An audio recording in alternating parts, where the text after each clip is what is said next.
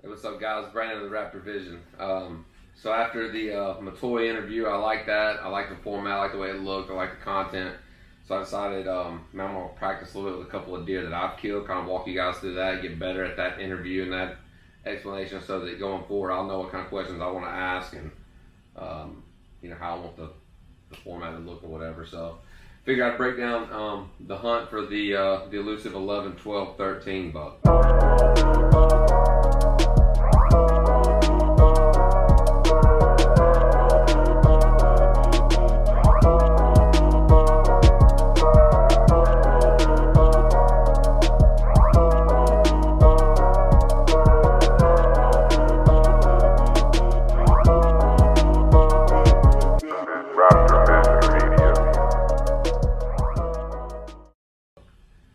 11, 12, 13, of course, being the day I killed him. But it was a whole, that year was crazy. We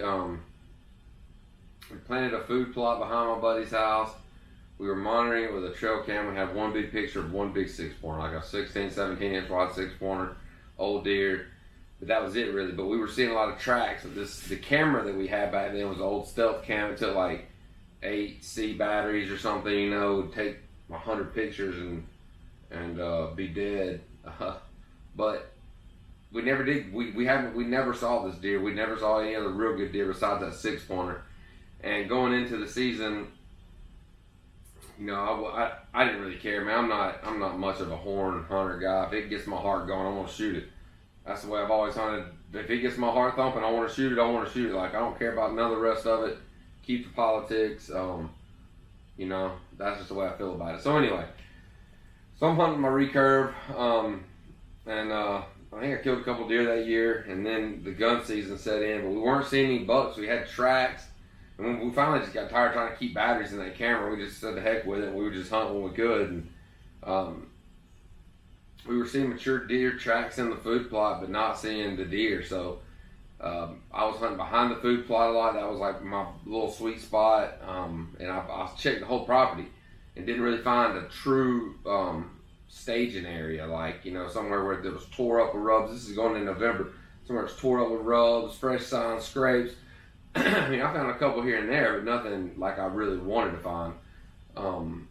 So my granddad came over with me, and we were going to go to the end of the road, and my buddy owned some property across the street that he'd subdivided a lot of it out, but there were still 3 or 4 lots out there together.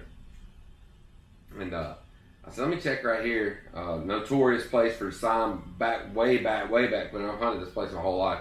Way back when there was no houses there, we used to hunt that creek bottom, and now there's houses scattered in there, so we just don't really mess around over there. Well, I go over there, and every tree that is not the size of your leg is tore up, bent over, broke off. The deer was spending a lot of time there. Now, this was only 40, 50 yards from pavement, from the road. But it was obvious they were about 200 yards from the food plot. Once I saw it was obvious what they were doing. They were staging here, moving up into the food plot at night. So that was the evening. I hunted that evening over there. I put my summit on the tree, and it was a vining tree, man. There's vines all over, and I couldn't take them all off. It was impossible. So I actually just put my stand around the vines and come as high as I could. I wasn't 8 feet off the ground that evening, and I was like, man, this is going to be tough. So I go back my buddy's house, and we're talking it over, and I'm like, man, it's pretty close to those houses. He's like, man, it was a weekday. I can't remember what day of the week it was, but it was a weekday. And he said, you could probably shoot a gun in there, because it's so close to the road, because there's so little buffers all around. Nobody's really going to know where that shot came from. As long as you shoot before 8 o'clock, before everybody really gets up, nobody's even going to hear it, more than likely. So I said, all right, so between 8, we kind of come up with a rule, between 8 and 8:45, we weren't going to shoot 7:50. Whenever you start hearing people slamming doors around out through there, you could hear, it was November, you can hear it forever, I can. So I said, all right, sounds good. So I take off that morning, it's freezing. I'll pop a picture right here of the kill shot. It was cold. I was wearing my poncho. Man, I bought these ponchos for $5 at like a salvage sale or something. this guy had, you know, 100 million of them, and I bought 4 of them, ended up giving 3 away, and kept 1. And I love that thing for killing deer with a rifle in the winter. It's amazing. But anyway, I digress. So that morning I get up, I sneak down there across the road and ease up in my tree. And guys, I did this so quiet. Like I was like in the biggest sneak, no flashlight. Like I was just walking by the light, you know, I could see. And I get my stand, ease up my tree, get to 8 feet. And I got my rifle with me, so I'm pretty comfortable at 8 feet with my rifle. I'm like, all right, you know, I can get it done here. As soon as I turn around and sit my butt down in my seat, in my summit seat, as soon as my butt hit the seat, man, it was, oh my God, I don't know how many deer busted out of it, probably 10, and they were all within 40 yards of me. They were blowing and raising cane. The wind was blowing down the creek, and I was pinched down as far down as I thought they were going to go before they went the other way. So I didn't anticipate any of them getting my wind. And they didn't. They were just scared. They were hopping around. But one doe circled all the way out around me and found my scent stream. And here she comes. And she is on a walk. And it's 7 o'clock in the morning. It's first thing it's gray light. And she comes and she's blowing every step. My wind's blowing. It was perfect for me. I was excited about the wind. But the way that she spooked out, where she got, it was right in her nose. She comes up blowing, stomping. Every step. You know how they do. And she's looking for me. Well, I done made up my mind. I was wanting some more meat. I was like, well, I don't like does that blow. And it was early enough in the morning. I was like, I'll pop her and be done with it.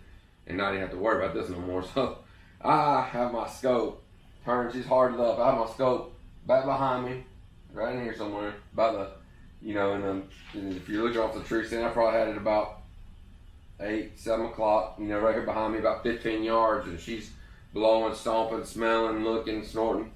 And guys, I have the safety off and I'm about to put pressure on the trigger, and all of a sudden, coming out down the creek bottom, I'm hearing it sounds like a goat or something. It's just the god-awfulest noise. This buck is roaring, and you can hear him, the cadence when they're chasing, trailing, dogging down through there, bird dogging down through the woods, and he just roar. And then he stops, snort, wheezes out there. All right, so at this point, this is all happening like this.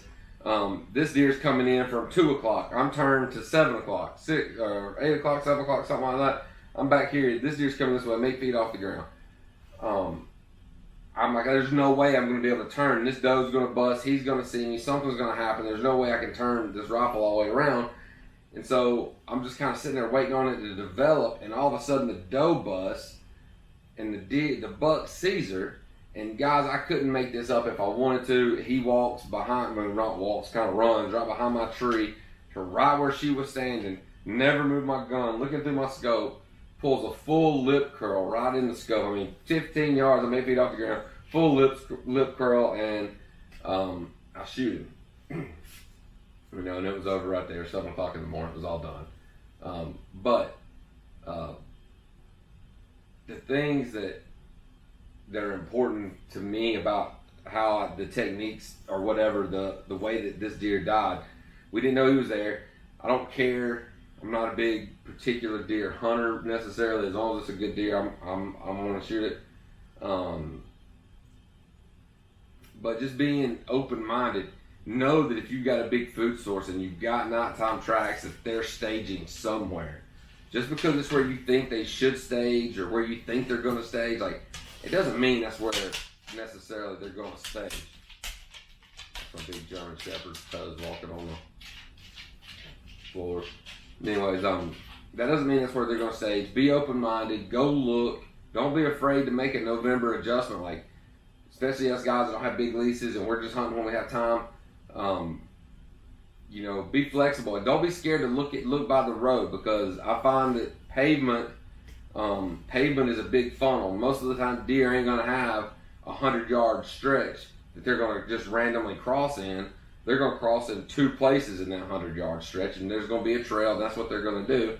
And as soon as you get off in there, you're gonna find a place, where they've spent some time. When you see trees like that, when you see a 50, 60-yard square of trees that are just broke off, twisted off, tore up. Every tree in there just, I mean, you know, just destroyed. You know that there's a good buck spending some time in there, spending a lot of time in there. You gotta hunt it right then. Don't give him a chance to know that you've been in there. When I found that sign, I told my granddad I was hunting there that night, and I was going to be back that morning, and that's what happened. And you know, the results are, you know, obviously here.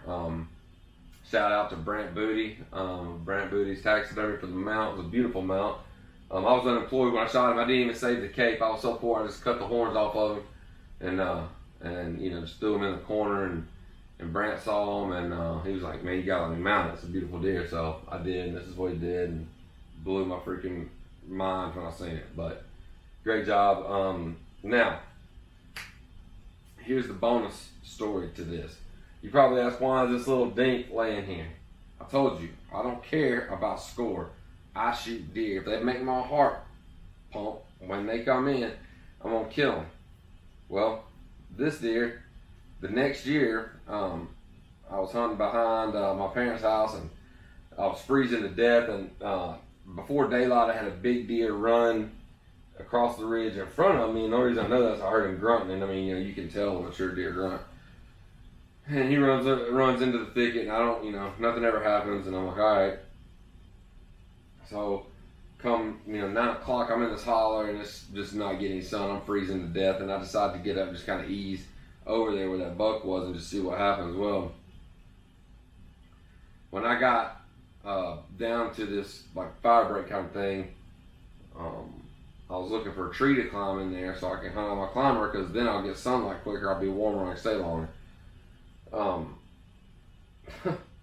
I hear this god awful crashing coming through the bushes, and before I could turn around, have my poncho on again, have my poncho on the hoodie. Before I could turn around, it went across the road and was standing in the thicket. Well, my heart goes 100 miles an hour thinking back to this deer that's running, you know, sounding like, I don't even know what, you know, just a real guttural grunt, you know, before daylight. And so I just see the deer's body. I catch a flicker of time. I don't have long to make a decision. I ground check him. Killed him. All right, whatever. It was a dink. It was the wrong deer. A little 5-pointer and now, whatever. But anyways, the cool story is I then went to the processor, took him, dropped him off, and as I was filling out the date, I realized deer number 2 was killed on 12/13/14. So I have 11/12/13 and a 12/13/14, and I cannot do it again till 1/2/34. So that day I'll be in the woods somewhere shooting a dink for sure. So anyways, you know, not a lot to it. Be versatile, be flexible, don't be scared. If you're the tree that you need to be in is 8 feet off the ground, that's all you get in it. Don't be scared to get it. People kill them off the ground. Don't be scared to get in a tree, turn the stand around, shoot around the tree at where you want to look at. Don't be scared of none of that. We only get one pass through season, and that's it. And if you find the sign, find the tree, and hunt the tree, do what you can do. You know, that's pretty much how that all played out. I mean, you just got to be willing to make the move, find the deer. And once you find the deer, you know, what are you going to do with them then? You know, you got to get in there and kill him. You can't go in there and look, back out, and give him a chance to come in there and mill around his honey hole where he's been for months with no pressure and smell human pressure, and then be weirded out, and then you don't see him again. I bet you he did not come in there that night. That morning when he came back in there was the first time he'd been in there since I was in there. And he didn't even know I'd been there. He didn't have a chance to figure it out. So there you go. Story of the 11/12/13 buck and the 12/13/14 buck. Hope you guys enjoyed the interview. Hope you guys are enjoying the content. Stay tuned, subscribe, like, do all that cool stuff. We'll catch you guys on the flip side. Peace.